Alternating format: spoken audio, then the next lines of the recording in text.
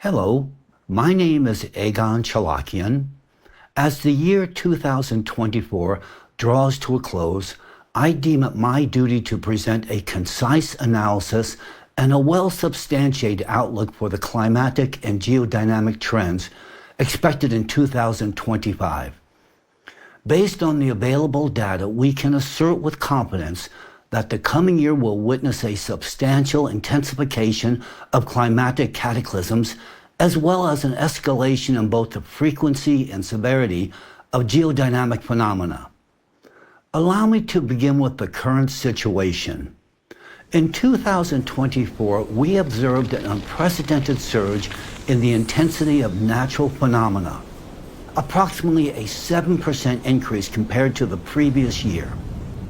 This exacerbation is evident in both the rising frequency and the growing potency of such cataclysms, which indicates mounting changes within the Earth's planetary system. However, what awaits us in the coming year is profoundly alarming. According to our calculations and mathematical modeling, in 2025, we anticipate a 12 to 15% increase in the intensity of natural phenomena compared to the current year 2024. I purposely emphasize the significance of these figures. They are unprecedented in our modern observational history. Of particular concern is the fact that we are not merely witnessing a linear increase, but rather a progressive, exponential acceleration of this deterioration. Without any collective human action, we have no basis to expect a deceleration or mitigation of this trend. The condition of the oceans has only worsened this year. This fact cannot be ignored. The accumulation of energy in the world's oceanic systems has reached an even higher threshold, which will inevitably reveal itself this winter through heavy snowfalls, record-setting low temperatures, and other aberrations. In the coming year, we anticipate the emergence of new climatic and natural phenomena, many of which will differ markedly from those which we have grown accustomed. We will likely confront more frequent instances of extreme weather events, novel combinations of natural catastrophes, and processes that lie beyond previously observed parameters. Likewise, the state of the Gulf Stream system, one of the pivotal elements of the global climate apparatus, is a cause for particular concern. It continues to slow, and the risk of its abrupt stoppage is on the rise. Such deceleration leads to profound transformations within the global system of water exchange. As atmospheric and oceanic interactions become disrupted, their imbalance grows more pronounced. Consequently, we face the intensification of hurricanes, widespread droughts, shifting wind trajectories, and acute temperature anomalies. These shifts threaten severe climatic and societal repercussions on a global scale. Esteemed colleagues, today I wish to draw your attention to a fundamental misunderstanding that persists within the scientific community regarding the current climatic changes. Thus far, the discourse has centered only on the search for new models to project climatic factors influencing the agricultural sector. I must emphatically warn, do not seek simplistic solutions. We are not dealing with a mere shift in seasonality, but rather with profound alterations to the entire climatic system. Humanity has long needed a radical rethinking of its scientific paradigms. Regrettably, our attention is often fixed on the consequences and thus on adapting to climatic cataclysms, instead of analyzing the underlying causes. To fully grasp the fundamental reasons behind these ongoing changes, it is essential to recognize that the foundation of our planet's climatic model is determined foremost by geodynamic processes. Allow me to draw an analogy from medicine. The atmospheric phenomena we observe are merely consequences, superficial symptoms, not the root cause of our planet's affliction. Just as symptoms do not determine the cause of an illness, Atmospheric phenomena cannot influence geodynamic processes. We attempt to treat the symptoms, hoping for a resurgence of planetary self-regulation as witnessed before. However, the situation has changed drastically. For millions of years, our planet possessed a unique self-regulating capacity, a kind of natural immunity. One of the key foundations of this system is the world's ocean. Its role as a thermal regulator involves channeling excess heat from the Earth's interior and stabilizing the planet's internal processes. This mechanism helped prevent catastrophic shifts that occur during the natural cataclysm cycles every 12,000 years, and with even greater intensity every 24,000 years.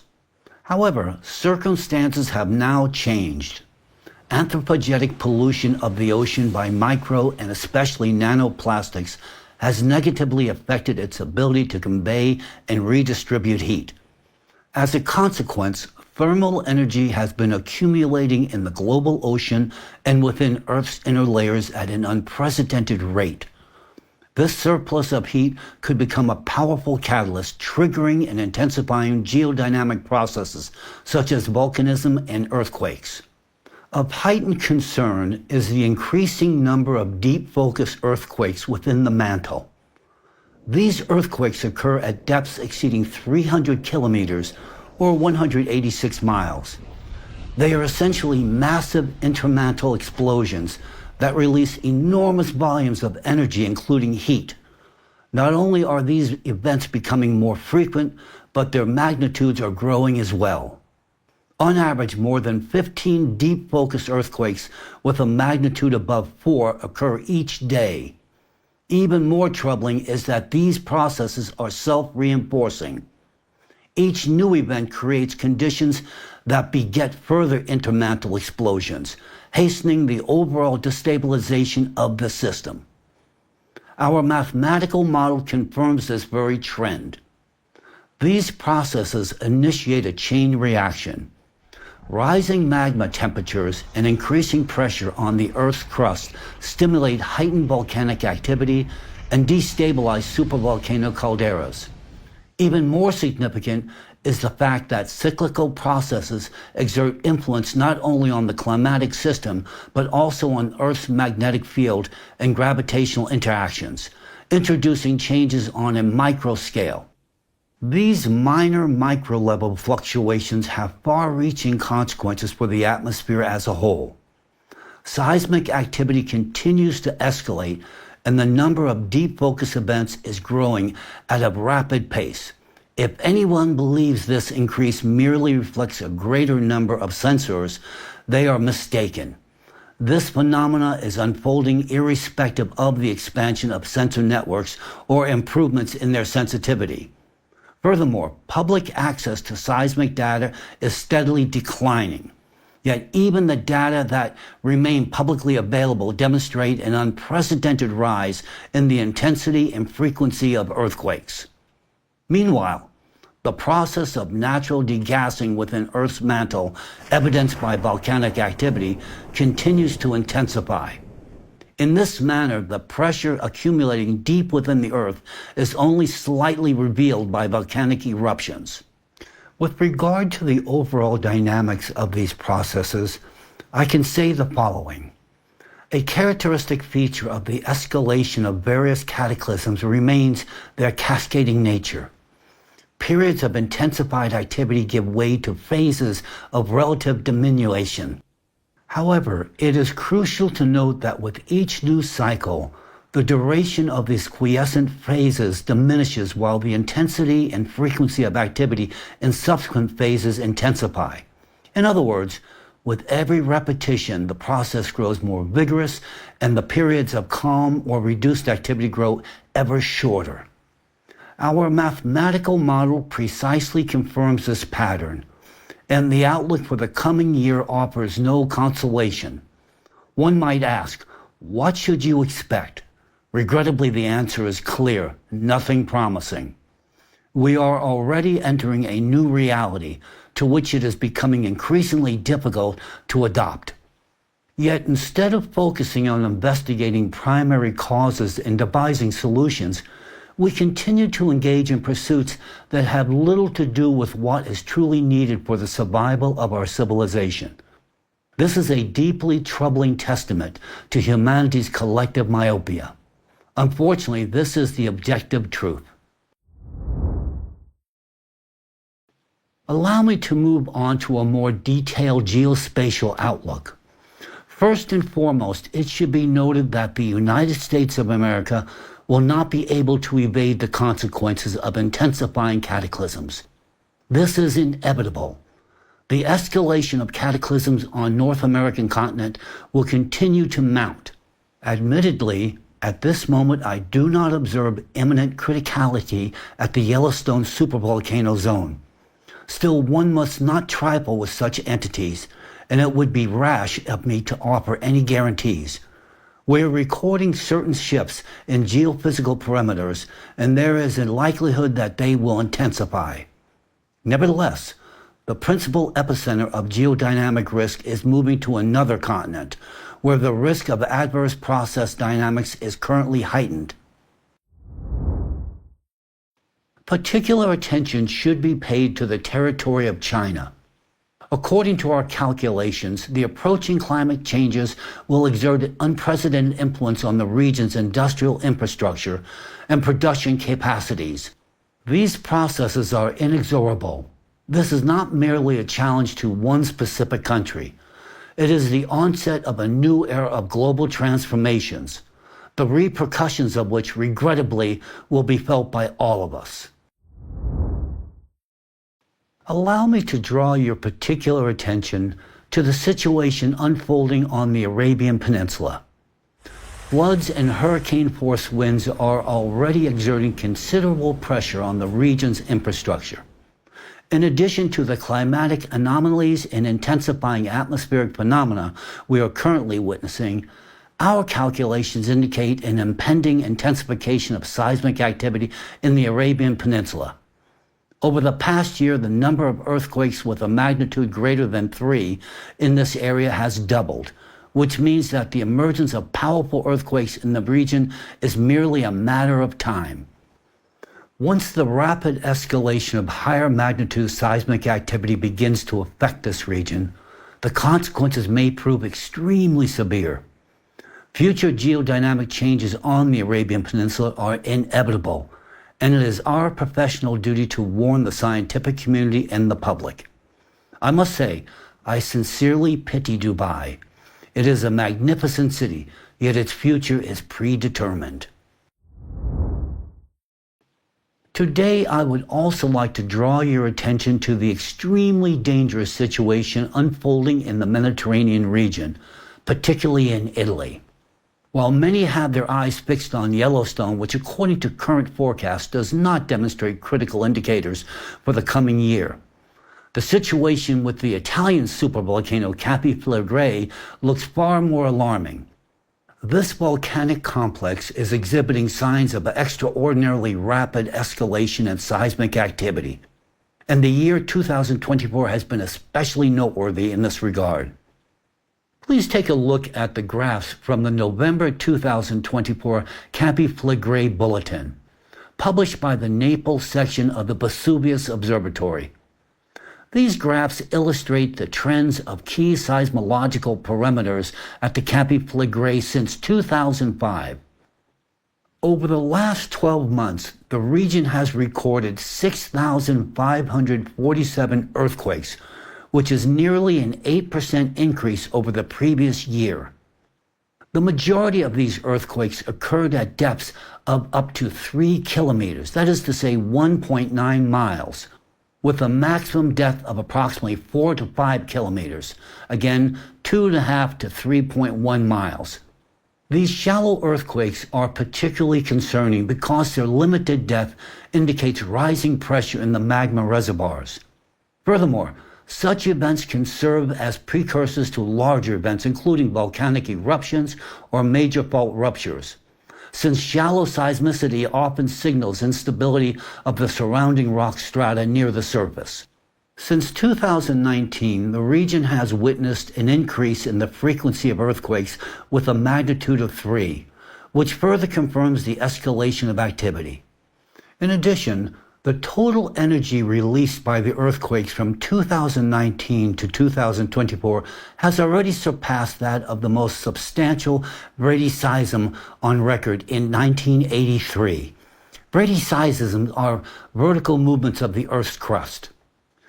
Data on the rate of ground uplift in the zone of maximum deformation confirm the ongoing process of bulging in a particular area near Pozzuoli Rione Terra since 2007, which is clearly associated with the intrusion of magma.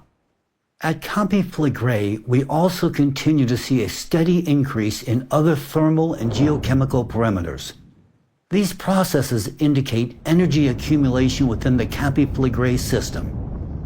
Italy should brace itself for serious consequences, and the rest of the world should certainly not grow complacent. Let us be honest. The events we are describing are inevitable. We must confront them not with panic, but with a philosophical understanding of nature's laws and the reality before us. This is precisely why, upon analyzing the global data, I emphasize the importance of Italy's preparedness for what may come next. I now feel it my duty to convey those observations that elicit the greatest alarm, namely the geodynamic processes underway in the region of the East Siberian platform.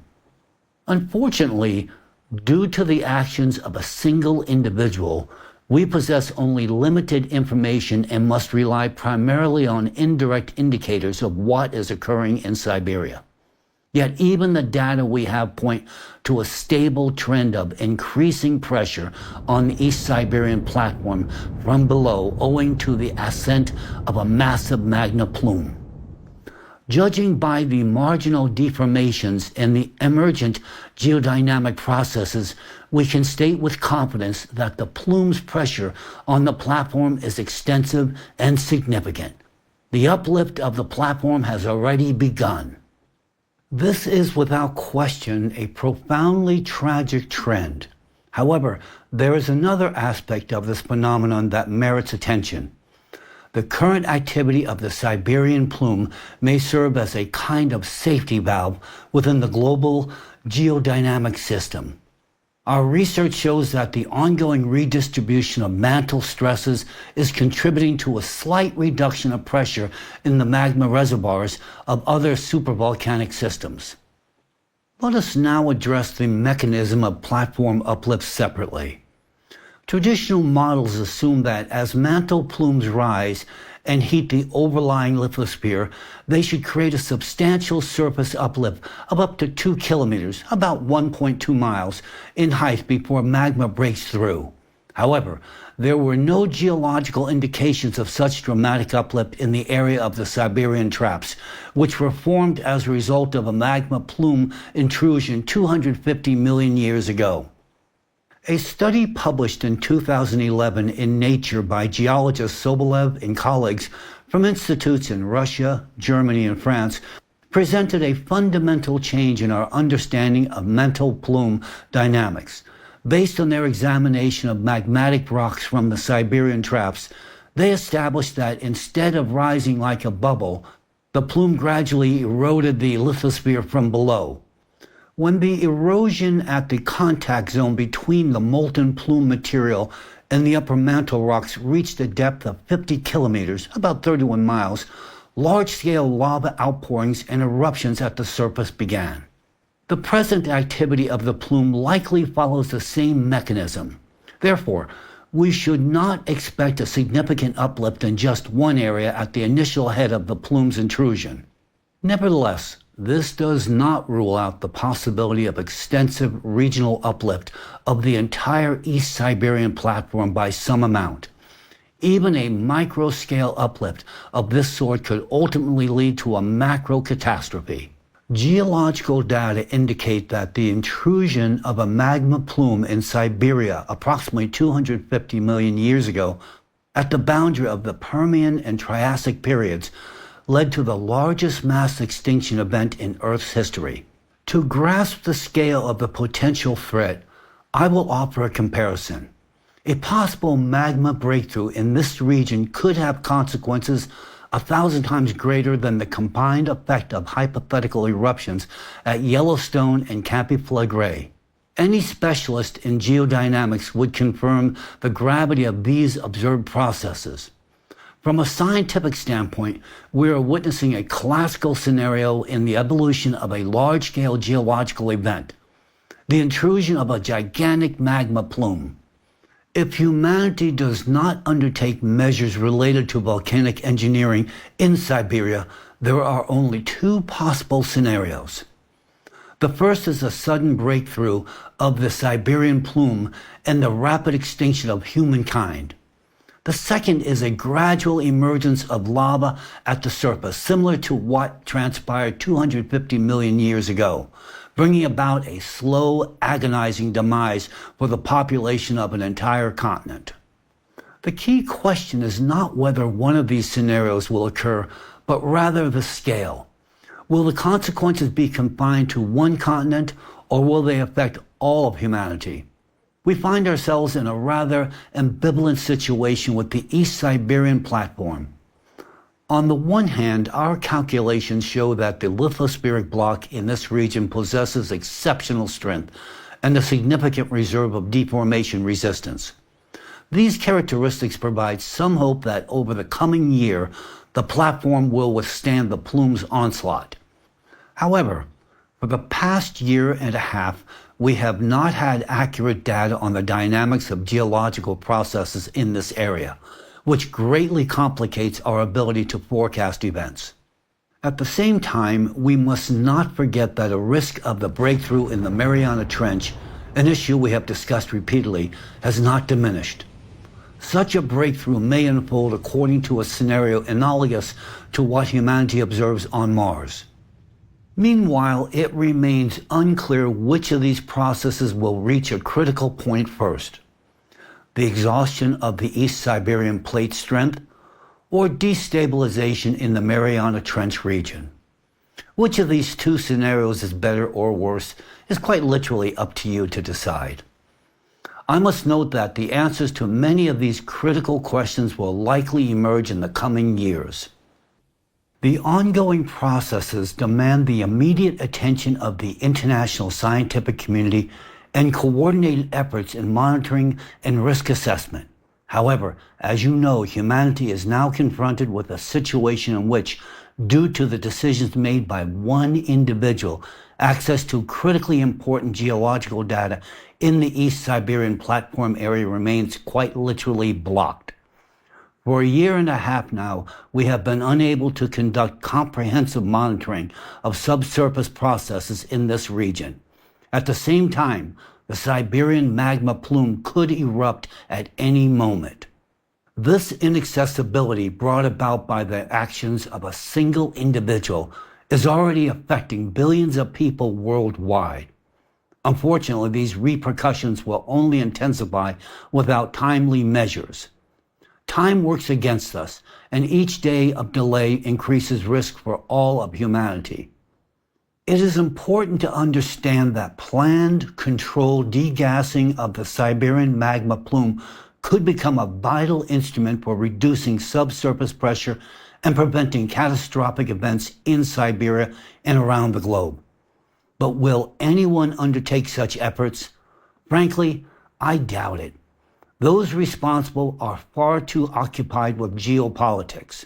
It should also be noted that in light of the information presented, there is a possibility that under exceptionally favorable circumstances, humanity's fate might merely culminate in the onset of a global glacial period, based on the previously discussed scenarios of the Siberian plume's breakthrough.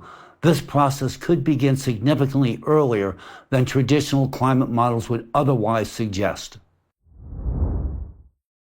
I have already said, and will continue to say, that the current historical moment demands a radical re-evaluation of priorities by the international community. Military conflicts and geopolitical confrontations now appear counterproductive as humanity stands at a critical juncture. Any delay in addressing global geodynamic challenges may lead to irreversible consequences. Regardless of the desires of particular individuals, all will eventually come to this realization. Indeed, most people already want these conflicts to end and expect leaders to devote serious attention to resolving climatic and environmental issues. According to our outlook, the time frame of a relatively stable life spans approximately 4 to 5 years. Even this scenario should be regarded as optimistic, and it is impossible to guarantee with absolute certainty. We must acknowledge that the world has entered a period of fundamental transformation. The intensity of geodynamic changes is increasing exponentially. Practice and experience demonstrate that in the face of severe natural disasters, people are generally left to fend for themselves and rely on their immediate surroundings. Providing the public with sound strategies for how to behave during natural calamities becomes a critically important foundation.